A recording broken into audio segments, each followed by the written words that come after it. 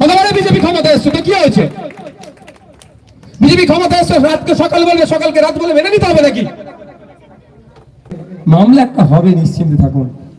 রাজ্য সরকার যদি চায় এই পশু বলি ধর্মীয় উৎসবের জন্য, চিকিৎসার জন্য, গবেষণার জন্য এজ লিমিট থাকবে না। সেই 12 নম্বর সেকশনটাকে সামনে রেখে আমি রাজ্যের মুখ্যমন্ত্রীকে চিঠি করেছি দুটো কারণের জন্য। একটা হচ্ছে ইসলাম ধর্মের যারা অনুসারী তাদের রিলিজিয়াস এক্সারসাইজ যাতে ঠিকঠাক হয় সেটা মাথায় রেখে, আর দ্বিতীয়টা হচ্ছে বাবুকে সাইড দাও। দ্বিতীয়টা হচ্ছে আমার অনেক ম্যাক্সিমাম আমার হিন্দু সমাজের মানুষজন গোপালন করে, গরুকে ছোট করে থেকে বড় করে দীর্ঘদিন 1 বছর 2 বছর করে খাওয়া দাওয়া করে বড় করে এই কুরবানির সময় তারা বিক্রি করে, তার থেকে দুটো উপার্জন হয়, কারো মেয়ের বিয়ে দেয়, ফার্নিচার করে, বাড়ি ঘরদর করে, এই কাজে লাগায়।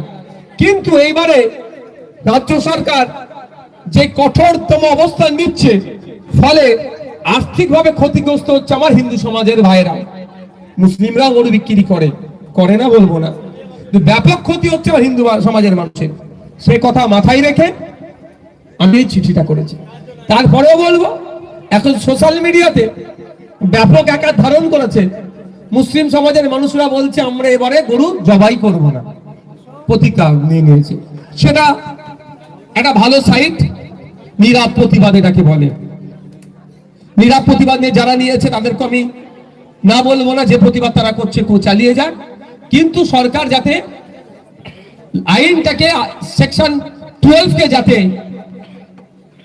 তার পাওয়ার দেখিয়ে, স্টেটের পাওয়ার দেখিয়ে যাতে মিনিমাইজ করে, সে আবেদনটা আমি করেছি। দ্বিতীয় হচ্ছে মাইকে আজাদ। এবার আমার কথা নেই, এখন সমস্যা হচ্ছে কি জানেন, নওশাদ সিদ্দিকী তিল জ্বলাই না গেলেও দোষ, আর গিয়ে বুলডোজারের সামনে দাঁড়ালে বলে ফুটেজ খায়। সমস্যা কোথায়? আজকে জাহাঙ্গীর খান সাহেব ও পদপ্রার্থী তুলে নিয়েছে, নওশাদ সিদ্দিকীর ওটাও দোষ। দেখবেন লেখালেখি করছে সব নওশাদের দোষ, চলো তাই হোক নওশাদের দোষ। আর আমি সত্যি কথা বলে একটু অনেকের গায়ে লেগে যায়। দেখো, আমি মিথ্যাচার করুক, মিসলিড করুক, আমি তো করতে পারবো না। এখন হচ্ছে মাইকের আজান। প্রথম কথা হচ্ছে, কোন সে মসজিদ হোক, গুরুদুয়ারা হোক, মন্দির হোক, যেখানে হনুমান চালিসা চলুক, কীর্তন চলুক, আজান হোক বা যাই হোক না কেন, কোন ধর্মস্থানের মাইক খোলার অধিকার কোন জায়গায় লেখা নাই। কি বলা আছে? 4টে জোনে ভাগ করা আছে সাউন্ডকে। প্রথম হচ্ছে industrial area, commercial area, residential area, silence zone. 4টে জোনে সাউন্ডকে ভাগ করা হয়েছে। রাতের জন্য একটা দিয়েছে, দিনের জন্য দিয়েছে। এবার হচ্ছে রাত কটা? রাত 10টা থেকে ভোর 6টা পর্যন্ত, সকাল 6টা পর্যন্ত এটাকে রাত বলা হচ্ছে। সকাল 6টা থেকে রাত 10টা পর্যন্ত এটাকে দিন বলা হচ্ছে। আপনারা আপনাদের ধর্মস্থানের মাইকের সাউন্ড যদি সাইলেন্স জোন হয়, মনে 40-এর নিচে রাখতে হবে। আমার একটু যদি টাইম দেন আমি বলতে পারি, তাহলে একটু টাইম দেবেন 1 মিনিট, সঠিকটা বললেই সুবিধা হবে, তাই না? হুটাপাটি করার দরকার নেই। কোন পুলিশের কোন অথরিটির রাইট নাই আপনার মাইকটা খোলা মন্দির থেকে, মসজিদ থেকে এসে বলতে পারে কম্পিটেন্ট অথরিটি, পুলিশ হোক যেই হোক, যে আপনি এর নিচে সাউন্ডটা করুন। যেমন বলছি, industrial area, commercial area, residential area, silence zone. Day কখন? সকাল 6টা থেকে রাত 10টা হচ্ছে দিন, আর রাত 10টা থেকে সকাল 6টা। ইন্ডাস্ট্রিয়াল এরিয়া দিয়ে দিনের বেলা হচ্ছে 75 ডেসিমেল, আর নাইট এরিয়াতে 70 ডেসিমেল। কমার্শিয়াল এরিয়াতে 65 ডেসিমেল, আর দিনের জন্য এটা, রাতের জন্য 55 ডেসিমেল। রেসিডেন্সিয়াল এরিয়াতে 55 আর রাতের জন্য 45। সাইলেন্স জোন যেটা আছে 50 দিনের বেলায়, রাত্রের বেলা 40। এর মধ্যে আপনি রেখে মাইকে আজান দিতে পারেন, মন্দিরের কীর্তন বাজাতে পারেন, হরিনাম বাজাতে পারেন, গুরুদুয়ারা ধর্মীয় করতে পারেন, কারো অধিকার নাই আপনাকে এসে ডিস্টার্ব করার। মাথায় থাকবে।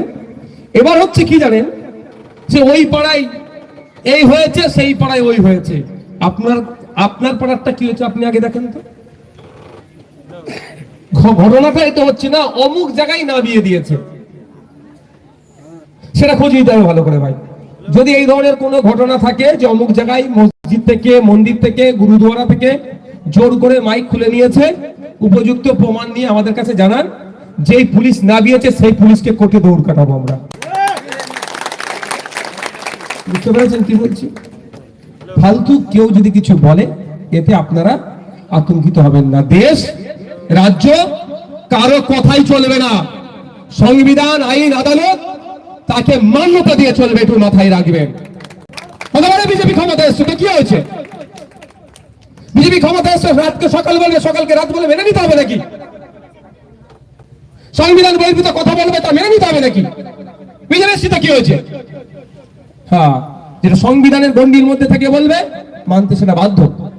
আজকে গণ্ডির মধ্যে আছে সাউন্ড, আমাদের যেটা পলিউশন কন্ট্রোল বোর্ড আছে তার নির্দেশিকা যেটা আছে তার মধ্যে বলবে মেনে নাও। তাহলে মাথায় থাকলো কোনটা কোন জনের জন্য কতটা লাগবে। শুধু যত যা পারছে আপনাকে আমাকে ভয় দেখানো হচ্ছে, আতঙ্কিত করা হচ্ছে, অহেতুক আতঙ্কিত করে আপনাকে আমাকে চুপ করে উত্তেজিত করতে চাইছে, উস্কানিমূলক কথাবার্তা বলার চেষ্টা করছে। তাতে আমি জড়াবো না। আমি চলবো কোথায়? গাইডলাইনের উপরে, নির্দেশিকার উপরে। আমি নির্দেশিকার বাইরে চলবো না।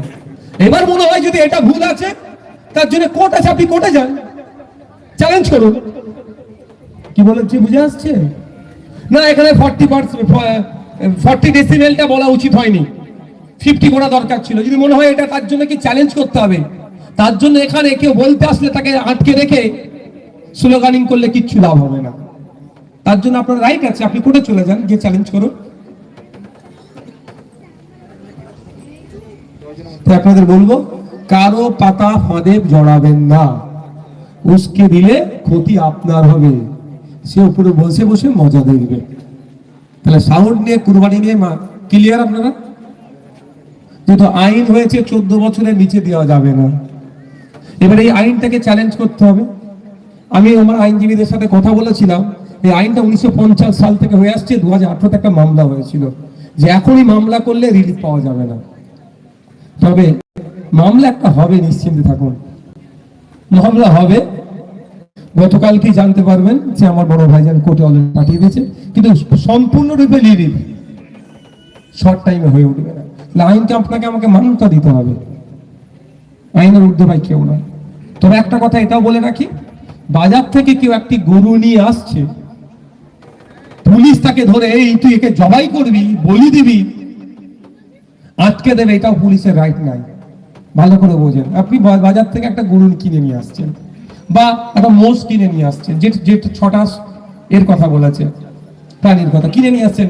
আপনি তো বাড়িতে নিয়ে এসে তার দুধটা ধুয়ে খেতে পারেন তো, বা বিক্রি করতে পারেন তো দুধটা, বা ওই মোষটাকে, ষাঁড়টাকে বা গরুটাকে তো চাষের কাজে লাগাতে পারেন।